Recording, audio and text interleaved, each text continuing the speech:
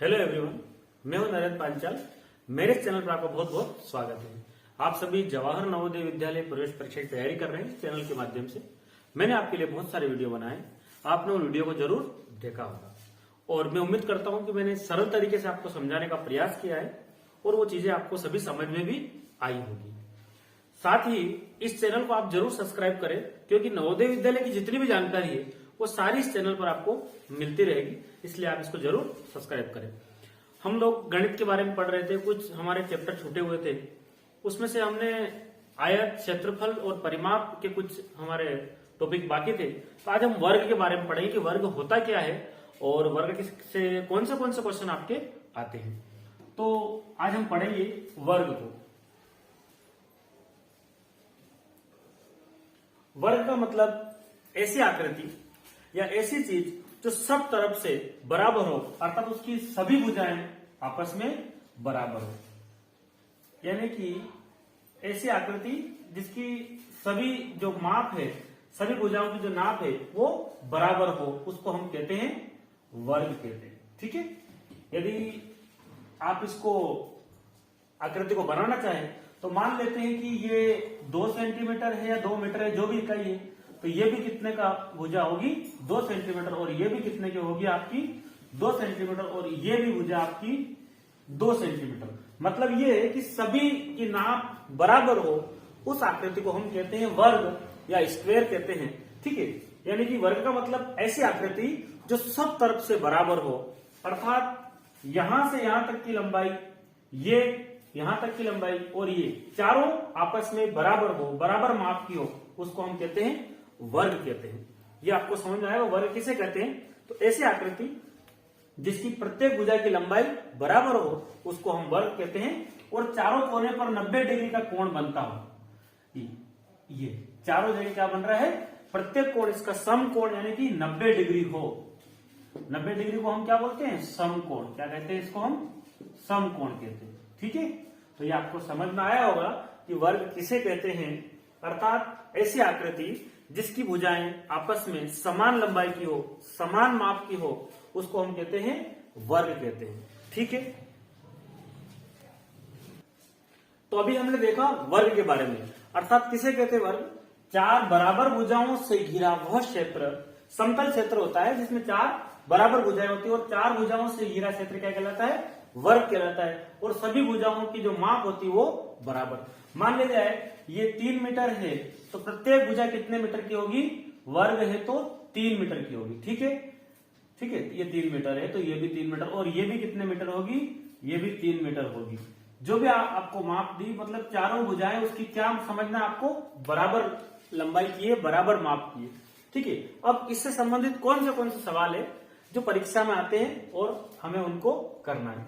तो यहीं से क्वेश्चन हम बना लेते हैं कि एक वर्गाकार है ना, एक वर्गाकार आकृति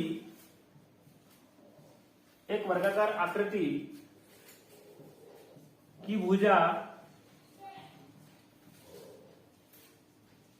3 मीटर है, तो उसका क्षेत्रफल होगा। ये क्वेश्चन मैंने आपको दिया है। एक वर्गाकार आकृति की भुजा जो है वो 3 मीटर है। ठीक है, उसकी भुजा कितने मीटर की है, 3 मीटर की है। एक भुजा 3 मीटर की है तो उसका क्षेत्रफल क्या होगा, ये क्वेश्चन है। मतलब 3 मीटर की भुजा है इसकी। ठीक है, आप चाहे तो यहां पर कि एक भुजा कितने मीटर की है, 3 मीटर है। ठीक है, उसका क्षेत्रफल क्या होगा। तो हमें इस प्रकार की आकृति का क्षेत्रफल निकालना हो, यानी कि आपको वर्ग का क्षेत्रफल निकालना हो, तो फार्मूला है भुजा गुणा भुजा, यानी कि भुजा गुणा भुजा, यह सूत्र है, भुजा गुणा भुजा।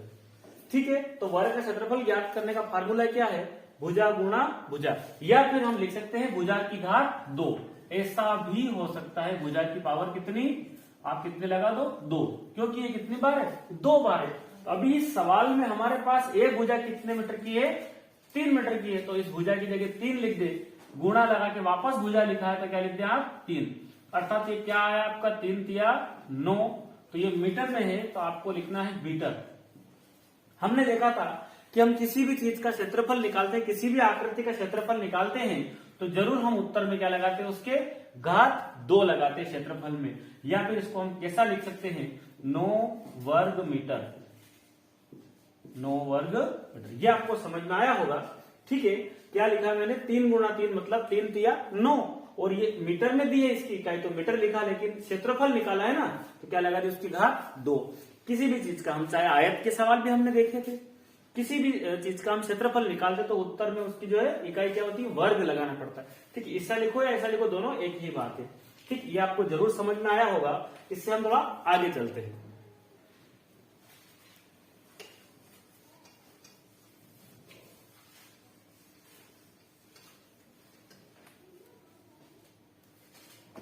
तो हमने देखा कि जो वर्ग क्षेत्रफल होता है उसको हम किस प्रकार से निकाल सकते हैं, भुजा की घात 2 कर दो या फिर भुजा गुणा भुजा कर दो।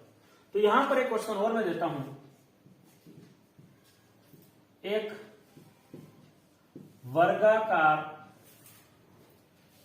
खेत समझ लेते हैं, है ना। एक वर्गाकार खेत की एक भुजा, ठीक है, एक भुजा को हम मान लेते हैं 5 मीटर। क्या मान लेते हैं, एक वर्गाकार खेत की एक भुजा 5 मीटर है, तो उस खेत का क्षेत्रफल होगा, उस खेत का क्षेत्रफल होगा।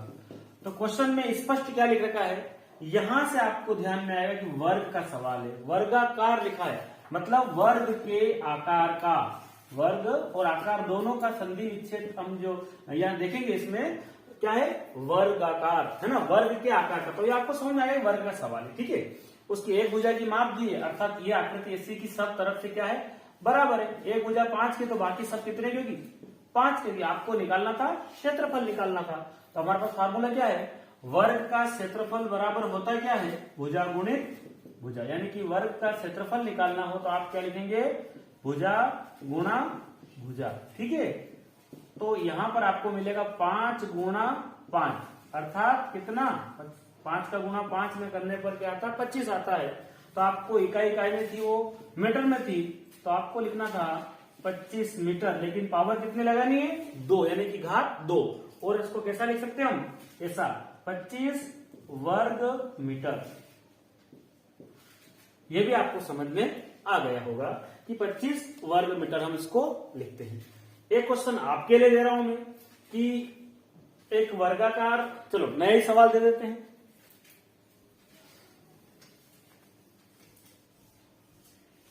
तो अभी तक हमने ये सीखा कि वर्ग का क्षेत्रफल निकालना हो तो सूत्र क्या होगा, भुजा गुणा भुजा। यानी कि भुजा का भुजा में गुणा कर दे, जो साइड है उस साइड का साइड में गुणा कर दे तो आपका उत्तर आ जाएगा। तो यहां पर एक सवाल लेते हैं, ठीक है, यहां पर हम लिख लेते हैं, वर्ग की एक भुजा 10 सेंटीमीटर है, यानी कि 10 सेमी लिखा मैंने, क्या लिखा मैंने, वर्ग की एक भुजा 10 सेंटीमीटर है, तब तो क्षेत्रफल होगा। क्या पूछा है आपसे, आपसे पूछा है क्षेत्रफल ज्ञात कीजिए। ठीक है, क्या लिखा है मैंने, वर्ग की एक भुजा 10 सेंटीमीटर है तो उसका क्षेत्रफल होगा। तो आपका पहला ऑप्शन जो है वो आप, मैंने लिखा 10 centimetre, sorry 100 centimetre. Number B मैंने लिखा 100 मीटर। नंबर सी पर लिखा मैंने 100 वर्ग सेंटीमीटर,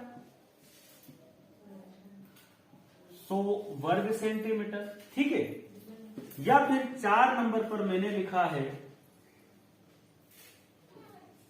100 वर्ग मीटर। ठीक है, नवोदय में जो क्वेश्चन आते हैं उसमें आपको बारीक से चारों ऑप्शन को ढंग से देखना है, उसके बाद ही उस पर आपको आपका आंसर सिलेक्ट करना है OMR शीट में। ठीक है, OMR शीट कैसे भरना है ये मैंने आपको मेरे इस वीडियो में आपको अच्छी तरह समझा रखा है। नवोदय की बहुत सारी चीजें मैंने आपको समझा रखी है। तो यहाँ पर है वर्ग की एक भुजा 10 सेंटीमीटर है, तो उसका क्षेत्रफल कितना होगा? आपका ए ऑप्शन सही है, बी है, सी है या डी है, जो भी आपका उत्तर हो, आप इसका उत्तर आपको कमेंट बॉक्स में लिख के मुझे बताना है कि सर इस सवाल का जवाब ये है। तो ये आपको समझ में आया होगा। तो हमने ये चीज सीखी है कि किसी भी वर्ग का क्षेत्रफल कैसे निकालते हैं। तो उसकी भुजा का गुणा भुजा में करने पर या भुजा की पावर 2 कर दो तो आप वर्ग का क्षेत्रफल निकाल लेंगे। ठीक है, मान लीजिए ये सवाल है, यहाँ पर मैंने लिखा एक भुजा की लंबाई 2 है, तो आप क्या करेंगे? क्षेत्रफल निकालने के लिए यहाँ 2 लिखेंगे, गुणा लगाएंगे और 2 में 2 का गुणा करेंगे, क्या उत्तर आएगा? 4। अब इसकी परिमाप की बात करें, परिमाप का मतलब पूरी माप। परिमाप शब्द का मतलब होता है यदि आपको निकालने का बोल दे कि आप वर्ग की जो है परिमाप ज्ञात कीजिए, वर्ग का परिमाप। ठीक है, तो वर्ग का जो परिमाप होता है वो हम कैसे निकालते हैं? तो यहां पर आपको लिखना पड़ेगा 4 गुणा भुजा। ठीक है, ये सूत्र है 4 गुणा भुजा, यानी कि जो भुजा है उसका 4 गुना कर दे तो आपका परिमाप निकल जाएगा। परिमाप का मतलब पूरी माप। मान लेते हैं यहां से आपको इसको नापना है, तो इसकी चारों भुजाओं को नाप लो, क्या होगा इसका परिमाप।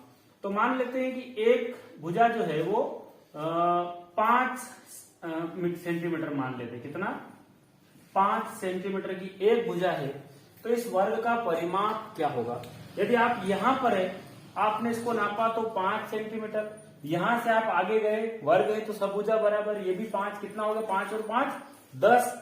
फिर आप नीचे आए, फिर 5 मिला 15, और फिर नीचे आए, यहां तक वापस आ गए तो कितना हो गया? 4 बारे तो 20 हो गया। अर्थात वर्ग का परिमाप क्या निकला? 4 गुणा भुजा, और भुजा कितनी दे रखी है? 5। 4 पंजे 20, और ये इकाई की सेंटीमीटर, यानी कि आपने लिख दिया 20 सेंटीमीटर। यहाँ आपको कोई भी घात या वर्ग ऐसा नहीं लिखना, क्योंकि परिमाप है, ये केवल बाउंड्री हमने भुजाएं साइड नाप के हमने बता दिया कि ये वर्ग का परिमाप है। यहां से हमने पूरा इसको कहीं से भी आप नाप लो, चारों जो भुजाएं है उसको कहते हैं हम परिमाप। यानी कि ये भी आपको समझ में आया क्या है वर्ग का फॉर्मूला क्या है? 4 गुणा भुजा, है ना? ठीक है, ये है आपका परिमाप का सूत्र, और ये काय का है? वर्ग का क्षेत्रफल का, भुजा गुणा भुजा, और ये क्या है? वर्ग का परिमाप, यानी कि 4 गुणा भुजा। ठीक है, ये आपको समझ में आया होगा।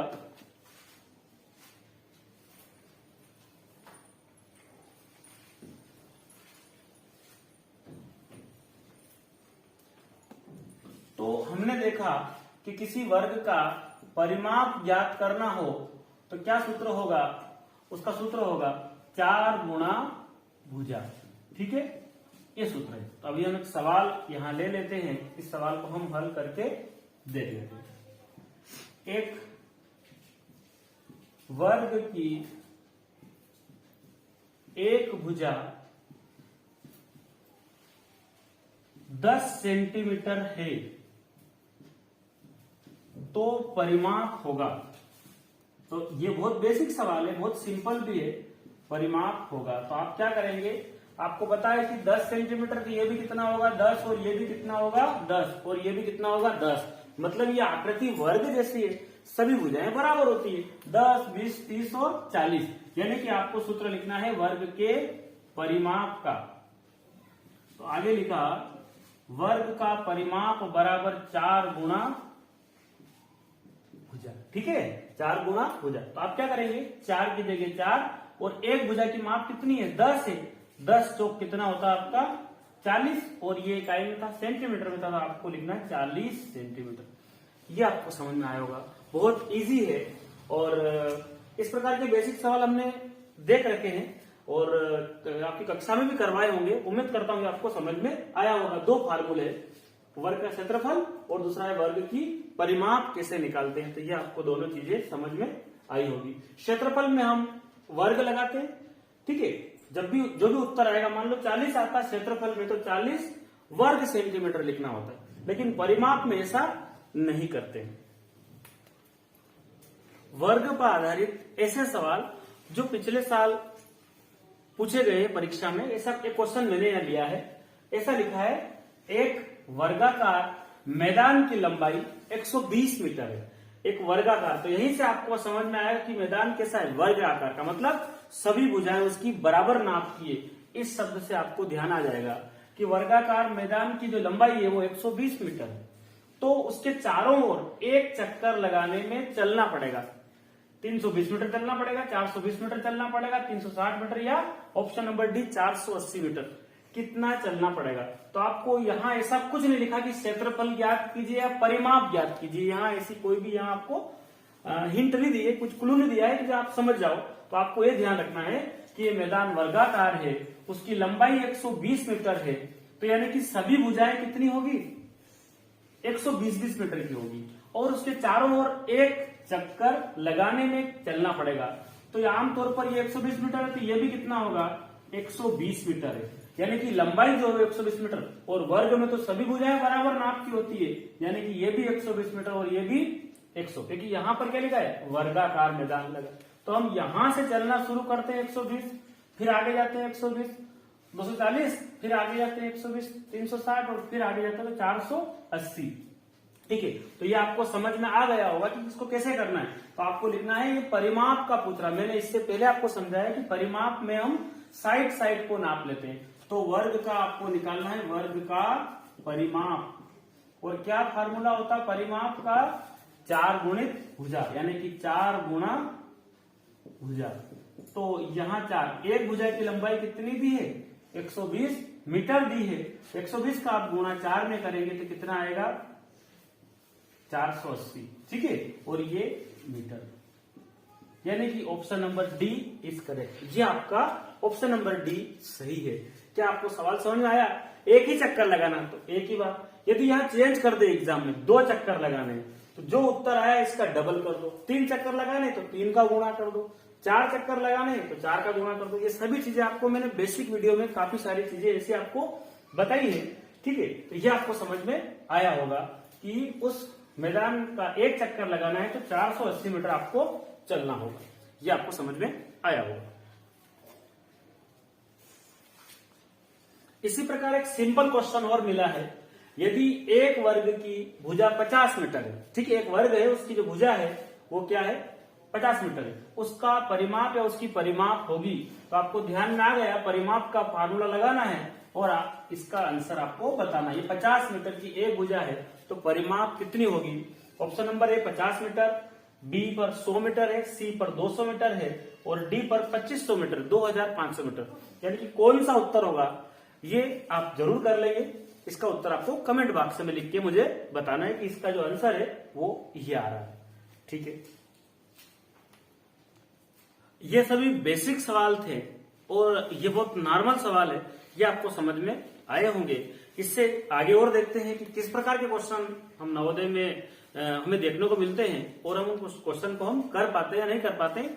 ठीक है, तो आपको और अधिक समझना होगा, सीखना होगा चीजों को, तभी हम नवोदय में सिलेक्ट होकर अपने आगे की पढ़ाई को नवोदय विद्यालय में हम कर सकते हैं। Okay, thank you. मैंने आपको बेसिक वीडियो में काफी सारी चीजें सिखा रखी है। मैंने बिल्कुल सरल तरीके से आपको समझाने का पूरा प्रयास किया है। इसमें कोई डाउट नहीं है कि मेरी तरफ से कोई कमी रह गई है। मैंने सिखाने समझाने में किसी प्रकार का भी कोई भी यहाँ पर आपको समझौता नहीं करने दिया है, सब बेसिक से सिखाया। और एक और बात ये आपके लिए खुशखबरी है कि प्ले स्टोर पर मेरा एक एप्स है जिसका नाम है पांचाल सर की क्लास। आप उस एप्स को डाउनलोड करें और नवोदय विद्यालय की पूरी तैयारी आप वहां से करें, जिसमें आपको टेस्ट मिलेंगे, कई सारे टेस्ट मिलेंगे। इन टेस्टों को आप देंगे तो परीक्षा से पहले आपका एक प्रकार का पूरा प्रैक्टिस हो जाएगा। साथ ही आपको वहां पर कोई भी डाउट होगा तो मैं पूरा क्लियर करूंगा आपका। पिछले 10-12 साल में जो नवोदय के पेपर आए हैं उनका पूरा सॉल्यूशन वहां मिलेगा, और कई सारी क्लासें आपको मिलेगी जिसमें बिल्कुल बेसिक चीजें मैंने आपको सिखा रखी है।